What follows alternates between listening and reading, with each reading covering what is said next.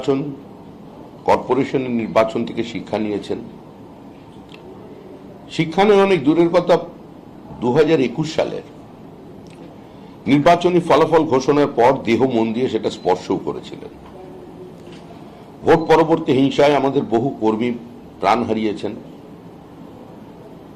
আমাদেরই পরিবারের মহিলারা ধর্ষিতা হয়েছেন, গণধর্ষিতা হয়েছেন। জেসিপি দিয়ে বাড়ি ভাঙা হয়েছে, মানুষকে রাজ্য ছেড়ে অন্যত্র বসবাস করতে বাধ্য করা হয়েছে। দোকান ভাঙচুর করা হয়েছে, বাসের কন্ট্রাক্টরকে রাস্তা থেকে বাস দাঁড় করিয়ে নামিয়ে দেওয়া হয়েছে বিজেপি করার অপরাধ। অটো টোটো চালকদের যে নির্দিষ্ট স্ট্যান্ড আছে সেখান থেকেও লাইন থেকে বার করে দেওয়া হয়েছে। আগামীকাল আবার ভোট গণনা। বিভিন্ন জায়গায় এখনো পর্যন্ত মরিয়া হয়ে